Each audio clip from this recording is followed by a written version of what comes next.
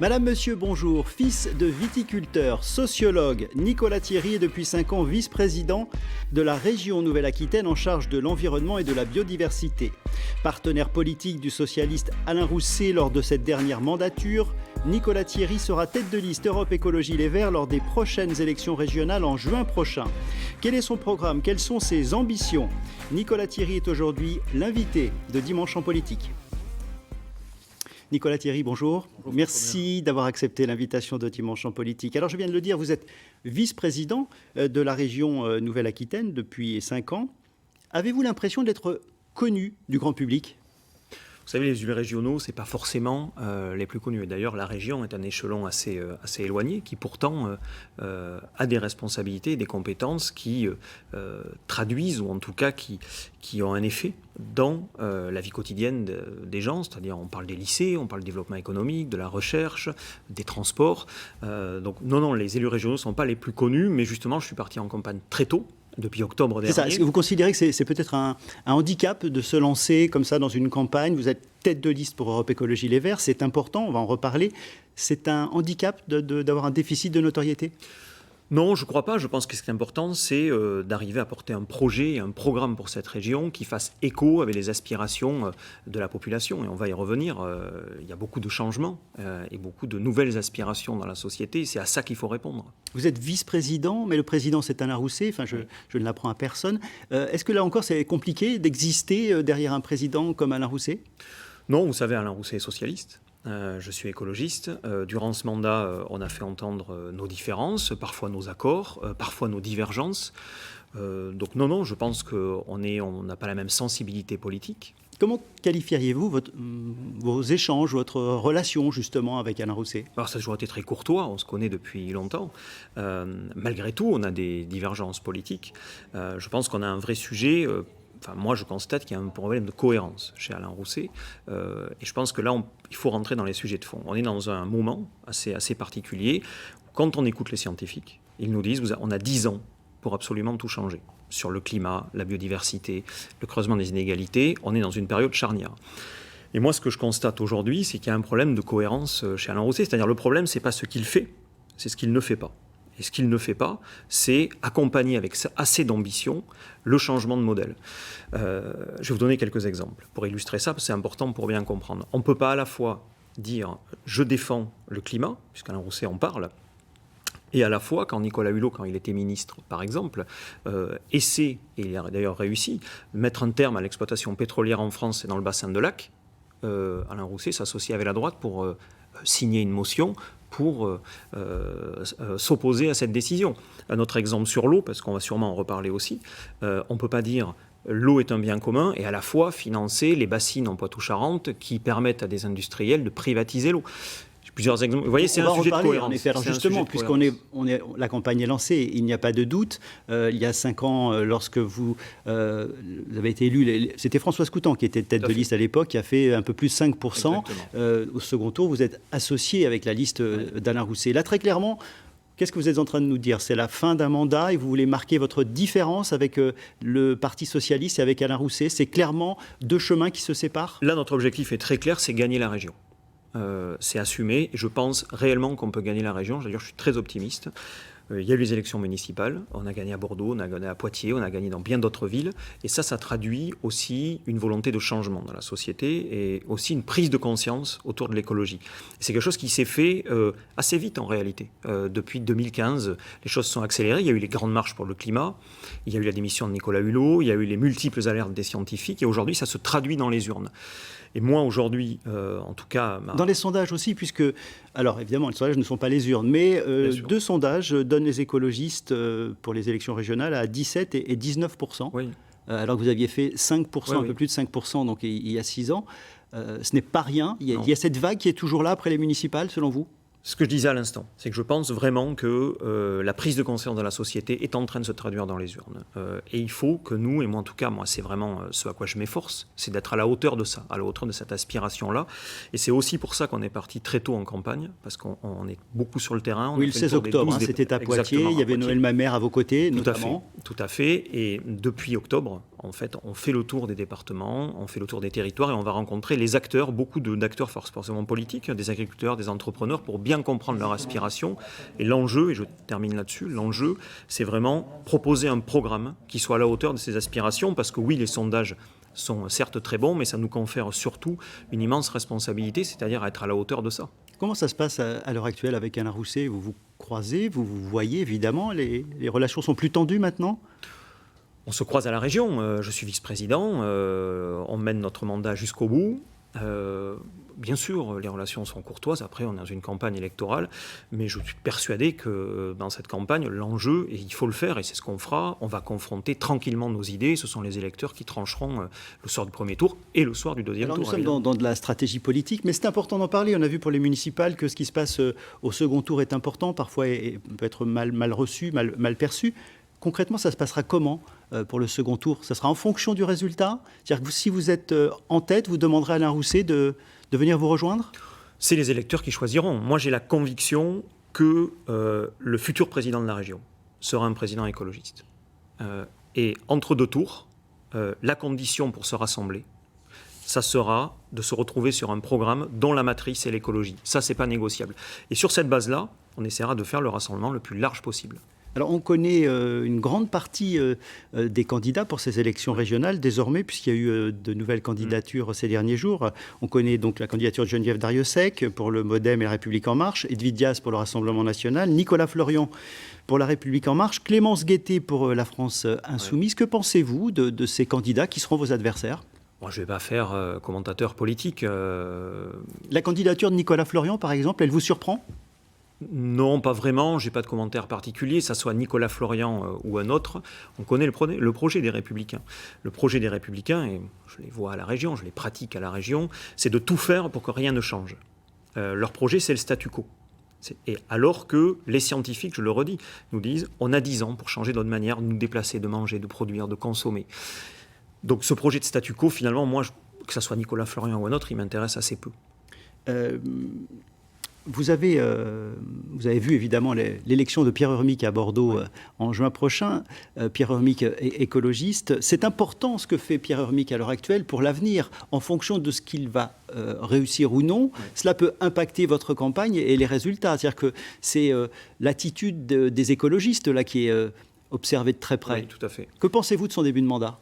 Je pense que son équipe et Pierre Urmic, c'est le tout début. Il prend la suite de plus de 70 ans d'une majorité de droite. Donc ils se sont appropriés les dossiers, ils ont pris leur marque. Et là, il y a des choses intéressantes qui sont lancées, notamment sur l'alimentation au dernier conseil municipal qui ont été proposées. Et puis surtout, il y a un grand plan de végétalisation de la ville, mais c'est qu'un exemple, qui va bénéficier d'un grand plan d'investissement qui va permettre aux Bordelais et aux Bordelaises, justement, de mieux supporter les canicules qui, dans l'avenir, seront plus fréquentes. C'est ça, puisque cette végétalisation... Et d'ailleurs, on l'a vu, Place de Verlan, ça commence. Voilà. Oui, ce sont quelques arbres. Est-ce que ça va véritablement changer la vie des Bordelais, ce programme-là ? L'ambition de Pierre Urmic, c'est vraiment de rendre la ville beaucoup plus verte. Donc là, c'est les premiers mois, il débute. Moi, j'ai toute confiance dans son action. Après, il faut aussi lui laisser un peu de temps. Il n'y a que quelques mois qu'il est élu. Il faut mettre les choses en place, mettre l'équipe en place, nouer des liens avec l'administration. Ça y est, les choses sont en train de démarrer et je pense vraiment que c'est une très bonne chose que les écologistes soient à la tête de Bordeaux. On a vu les candidats déclarés pour ces élections régionales. La plupart sont aquitains. N'est-ce pas un problème lorsqu'on sait que cette région Nouvelle-Aquitaine, eh bien, c'est aussi l'ex-Poitou-Charentes, l'ex-Limousin ? Oui, alors il y a un sujet, on y reviendra sur la fracture territoriale, et ça va être un sujet très important pendant cette campagne. Après, sur le choix des têtes de liste, nous, la dernière fois, c'était Françoise Coutan, qui était en Poitou-Charentes. Cette fois-ci, on a choisi un Aquitain, donc ma personne. Donc nous, on a quand même pris le soin, effectivement, d'alterner. Mais après, c'est vrai que l'Aquitaine concentre le grand bassin de population, notamment la Gironde, donc c'est forcément un peu mécanique aussi. Stratégique aussi. C'est ce que vous voulez dire, mécanique, stratégique, c'est-à-dire que le bassin des électeurs également. Je pense que, par contre, ça donne d'autant plus de responsabilités sur la parole que l'on a envers les autres territoires quand on est aquitain ou girondin. C'est-à-dire sur la fracture territoriale qu'on évoquait, parce qu'elle est quand même assez terrible. Aujourd'hui, la métropolisation et la centralisation à Bordeaux est très mal vécue, et c'est légitime quand vous êtes dans les Deux-Sèvres, dans la Creuse ou en Corrèze. Et en tant qu'aquitain et en tant que girondin, il faut avoir une parole très forte là-dessus. Dans votre programme, vous dites, je cite, qu'il faut tourner le dos au libéralisme et au productivisme. Vous mettez en cause là, le travail, le programme d'Alain Rousset ces dernières années? Je vous le disais à l'instant, il y a trop de contradictions. Il y a un problème de cohérence. Parlons de l'agriculture. Aujourd'hui, on voit que nous, ce qu'on veut mettre en place pour l'agriculture, c'est installer le maximum de paysans. Aujourd'hui, ce que je constate, et on a beaucoup lutté contre ça pendant le dernier mandat, c'est justement de cesser les financements à l'agriculture industrielle et intensive. Parce qu'elle ne crée pas d'emplois, parce qu'elle abîme la santé, parce qu'elle abîme la ressource en eau, parce qu'elle participe au dérèglement climatique.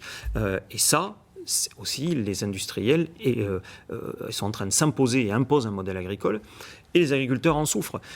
Et quand on prend les grands céréaliers, notamment dans le nord de la région, quand on voit qu'ils captent la ressource en eau pour aller exporter des céréales par le port de La Rochelle pour aller alimenter des fermes-usines en Amérique du Sud, ça, on est dans une forme de libéralisme, en effet, qui abîme. Nous, notre conviction, aujourd'hui, et vous avez vu, c'est la signature de notre campagne, c'est que nos terroirs, c'est notre avenir. On considère qu'il faut protéger nos terroirs, ça sera protéger notre avenir.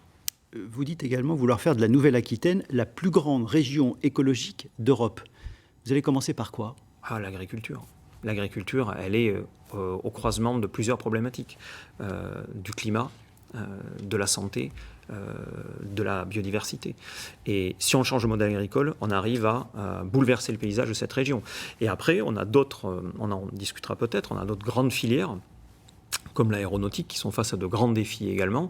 Et il va falloir y travailler et avoir une planification pour ces filières-là, parce qu'on rappelle que c'est bien l'agriculture, mais dans l'aéronautique, on a quand même 80 000 personnes qui travaillent et il faut aussi leur apporter des réponses. On va y revenir, on va rester sur l'agriculture justement, le monde agricole touché par l'épizootie de grippe aviaire.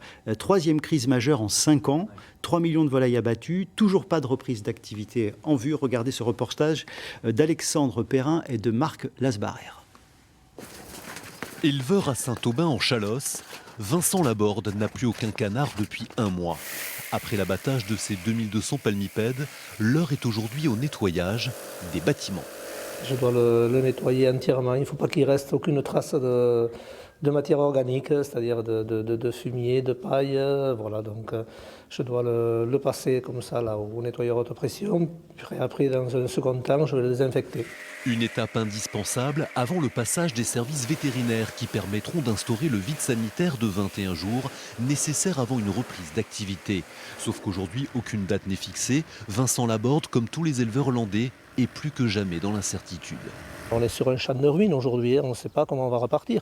Aujourd'hui, nous, on a besoin de canards. Les indemnités, c'est sûr que ça va nous sauver financièrement, économiquement. On a besoin d'être aidés pour ce qu'on ne produit pas. Mais ce qu'on a besoin, notamment nous en vente directe, c'est du produit. Aujourd'hui, on a des clients qui appellent, on leur dit on n'a pas de produit et on ne sait pas quand c'est qu'on pourra vous en vendre. Vous connaissez bien cette situation. Quel bilan tirez-vous de cette nouvelle crise? Vous savez, ça me touche beaucoup, ce reportage, parce que je viens moi-même du monde agricole, toute ma famille en est issue, et je connais cette détresse. Et je suis assez triste, moi, de voir qu'on n'a tiré aucune conséquence des crises précédentes. Vous l'avez dit, il y a eu 2015, il y a eu 2017, 4 millions de canards abattus. Cette année, on est à 3 millions de canards abattus. Et la réponse à chaque fois qui est apportée, c'est de concentrer de plus en plus les animaux, de systématiquement de beaucoup plus industrialiser. Et on sait, et aujourd'hui même l'OMS, l'Organisation mondiale de la santé, le dit, les élevages industriels produisent, c'est terrible à dire, mais produisent des animaux standardisés avec un système immunitaire très faible.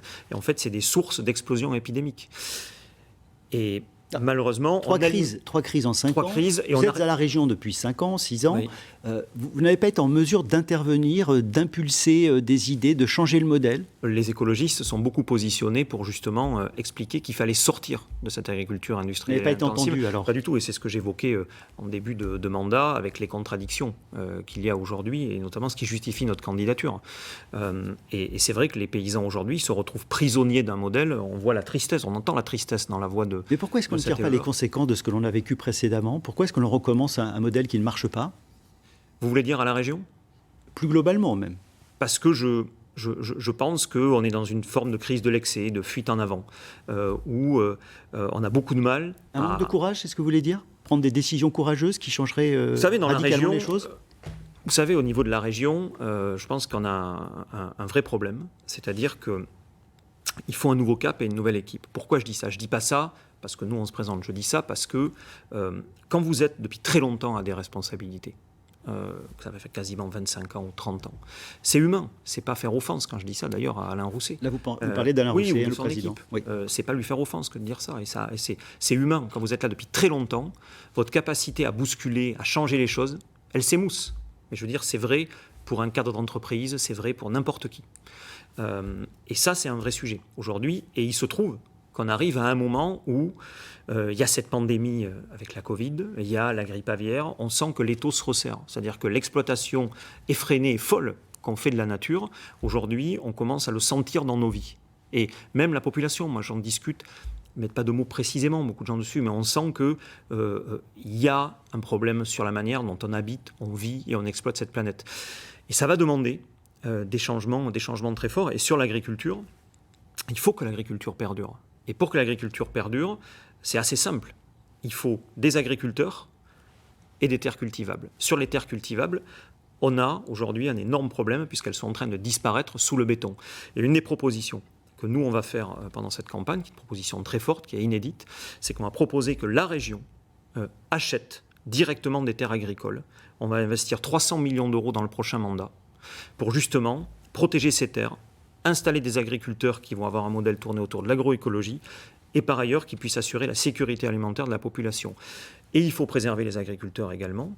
Les agriculteurs, vous savez que dans les 10 ans, il y en a 50% qui vont partir à la retraite. Donc on a un défi énorme en termes d'installation. Donc disposer de terres en direct, ça permet d'installer des jeunes agriculteurs. Et il y a les agriculteurs qui sont déjà en place. Et là, il faut vraiment être à leur côté, les accompagner et conditionner l'argent public au fait que tranquillement, ils commencent à changer de modèle parce que les premières victimes, c'est eux. Et il faut être à leur côté. Et aujourd'hui, je considère qu'il y a un écart trop important entre les politiques menées et le discours qui est affiché. Alors vous savez qu'on est dans la période normalement du salon de l'agriculture, à quelques jours près. Des agriculteurs, vous venez de le dire, qui souffrent depuis longtemps et qui l'ont fait entendre cette semaine à nouveau, des agriculteurs que l'on a pu voir à Pau ou à Périgueux. Toujours la même histoire, j'ai envie de dire, des prix trop bas pour permettre aux éleveurs de vivre de leur travail et la grande distribution qui est, elle, pointée du doigt. Reportage donc à Périgueux, Émilie Bersard, Florian Rouillès. Du fumier et des branchages devant la préfecture et en guise de carte de visite, une plainte déposée contre la grande distribution. Nous, dès qu'on ne respecte pas la loi, on est sanctionné. Je ne vois pas pourquoi eux ne le seraient pas. Les agriculteurs veulent être payés à leur juste valeur. Votée il y a 2 ans, la loi Egalim leur garantissait cela. Problème, selon ce syndicat, elle n'est pas appliquée. Mais la loi Egalim elle permettait de construire le prix en commençant par le coût de production des agriculteurs, ce qui paraissait très bien puisque ça nous permettait de vivre de notre travail. À l'heure actuelle, c'est toujours pas fait. C'est toujours les mêmes qui s'en mettent plein les poches. Et puis nous, on n'a pas de retour sur nos exploitations. Tom Fayat est éleveur de bovins près de Thiviers. Il s'est installé en janvier 2020, mais le prix au kilo négocié ne lui permet toujours pas de vivre décemment. Te dire que tu vas te lever pour travailler pour 3,80 € alors que pour avoir une situation entre guillemets confortable, il faudrait au moins avoir 4,50 € du kilo. C'est quand même malheureux. Le lait non plus ne serait pas assez rémunéré. Une aberration pour les manifestants alors que les grandes surfaces continuent à augmenter leurs profits. J'imagine que vous comprenez la lassitude, voire la colère de ces agriculteurs, mais vous, président de la région, que pourriez-vous changer à cette situation ? Moi, je partage et je soutiens leur combat, je le redis, et je suis très triste d'entendre ça, d'entendre les gens qui sont censés nous nourrir être dans une telle détresse. Je trouve ça terrible, et je pense aujourd'hui que la région a des leviers. Je le disais à l'instant, il faut pouvoir installer de nouveaux agriculteurs, et par ailleurs, on a un levier, notamment pour leur assurer des débouchés et avec notamment des prix intéressants, c'est la restauration collective. On parle de dizaines de millions de repas dans les lycées. Ça, c'est un levier qu'on peut activer très vite.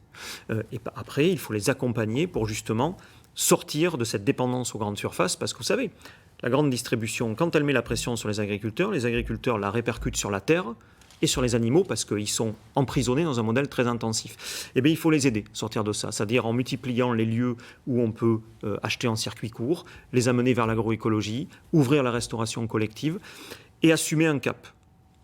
C'est-à-dire que le XXe siècle, ça a été le siècle de l'agrochimie. le 21e siècle, ça sera le siècle de l'agroécologie. Et ne plus avoir un double discours sur l'accompagnement. Il faut cesser l'accompagnement à l'agriculture industrielle, être aux côtés de ces gens, les aider, leur fournir de nouveaux débouchés. Et il ne faut pas les abandonner, vraiment. Vous avez évoqué en début d'émission la problématique de la gestion de l'eau. Alors c'est très lié au monde agricole, bien évidemment. En Lot-et-Garonne, il y a un lac, le lac de Caussade, qui a été réalisé illégalement, vous le savez, par la Chambre d'agriculture. Selon vous, quel doit être l'avenir de cette retenue d'eau, sachant que le projet avait été soutenu par la région? Par une partie. Par une partie de la région, mais donc par le président en l'occurrence. Exactement. Moi, je m'étais inscrit en faux, cette position, pour une raison simple, c'est que le lac, a été fait en toute illégalité. Et on ne peut pas accepter, quand on est élu, qu'un barrage, un lac, une retenue d'eau, n'importe quoi, soit fait dans toute illégalité. On ne peut pas privatiser l'eau ou faire des ouvrages, parce que vous vous rendez compte, le message que ça envoie, ça veut dire qu'on peut faire ça partout dans la région. Ça ferait jurisprudence, ça serait... Alors vous étiez terrible. contre, mais ce lac existe aujourd'hui. Oui, mais vous, président de région dans quelques mois, qu'est-ce que vous faites avec ce lac? Je pense qu'il faut apaiser et normaliser les choses. Je ne sais pas ce que ça veut dire, ça. Ça veut dire simplement qu'il faut remettre les agriculteurs autour de la table. Parce que moi, je pense qu'il faut... Mais il faut le garder, ce lac? Maintenant qu'il existe, il faut le garder ou il faut remettre le site en l'état? Je pense qu'il faut faire une étude assez précise aujourd'hui sur est-ce qu'il est suffisamment sécurisé? Est-ce qu'il n'y a pas de risque de rupture de digue ou pas? Et si on peut le remettre en état, si on peut remettre le site en état, il faut le faire. Moi, je pense vraiment qu'il faut le faire. Parce que c'était un site avec un cours d'eau qui avait un intérêt. Vous allez tenir pendant la campagne? Oui, je l'assumerai. Parce que vous vous rendez compte le message que ça envoie? C'est-à-dire que faites un ouvrage en toute illégalité, imposez-le, et a posteriori, ça sera acté. Ça envoie un message absolument terrible. Évidemment, c'est ce qu'il faut essayer de faire. Mais il faut essayer de prendre la hauteur aussi sur ce dossier. C'est-à-dire que qu'est-ce qui pousse des agriculteurs, comme on l'a vu dans le Lot-et-Garonne, à se mettre autant en danger, à prendre tant de risques? Vous savez qu'ils sont devant la justice. S'ils le font, ce n'est pas par plaisir. Ils le font parce qu'ils sont prisonniers. Ils n'arrivent pas à accéder à l'eau. Et par ailleurs, dans le reportage, l'éleveur l'a dit, ils sont rémunérés de manière indigne. Donc il faut aussi, dans ce dossier, au-delà de ce projet précis, comprendre aussi que quand ils font ce choix de se mettre autant en danger, ils ont des familles, ils ont des vies derrière. C'est aussi parce qu'ils sont dans une détresse terrible. Et moi, ce que je veux retenir de ce dossier, c'est qu'il faut revenir vers eux, se mettre autour de la table et leur proposer des solutions. Il nous reste 5 minutes dans cette émission, et puisqu'on parle de la thématique de l'eau, autre dossier que vous connaissez bien dans la région, alors dans les Deux-Sèvres, mais pas simplement, en Dordogne également, les problèmes de ce qu'on appelle les bassines, les retenues collinaires. C'est un système qui a été mis en place avec l'aide de la région, d'ailleurs par endroits. Vous défendez ce système-là? Là, on est vraiment dans des projets qui sont caricaturaux, vraiment. Et moi que je combats et qui me mettent très en colère. Les bassines, pour expliquer aux téléspectateurs, ce ne sont pas simplement des cuvettes qui sont censées recueillir l'eau de pluie. Les bassines, ce sont des infrastructures géantes de stockage de l'eau qui vont capter directement l'eau dans les nappes phréatiques. Et cette eau, elle est destinée, et c'est ça le point dur, cette eau est destinée à qui? Elle est destinée à 8% des agriculteurs. 8%, c'est même assumé à la région, c'est dans les délibérations. Et ces 8% d'agriculteurs, ce sont ceux aujourd'hui qui exportent massivement de la grande céréale dans des fermes-usines en Amérique du Sud. Et quand vous êtes un maraîcher ou un petit agriculteur, en tout cas vous êtes engagé dans une agriculture paysanne, vous n'avez pas accès à l'eau.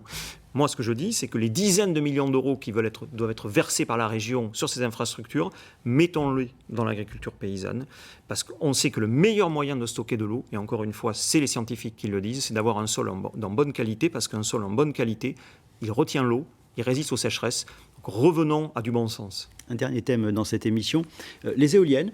En Nouvelle-Aquitaine, il y a des éoliennes en Poitou-Charentes. Il n'y en a pas en ex-Aquitaine. Pour quelles raisons, tout d'abord, et faut-il développer ce système? Moi, les éoliennes, je pense qu'on a un énorme potentiel sur l'éolien offshore flottant. Je fais la petite nuance, ce n'est pas l'éolien offshore qu'on connaît habituellement. L'éolien flottant, c'est un éolien qu'on met au large, qui est très peu impactant, qui est mobile, pas définitif. Donc pas sur les terres? On a un gros potentiel au large, vraiment. On peut le faire sur les terres. Moi, ma ligne, c'est de dire, dès qu'il y a une résistance citoyenne, dès qu'il y a un impact sur la biodiversité, on ne le fait pas.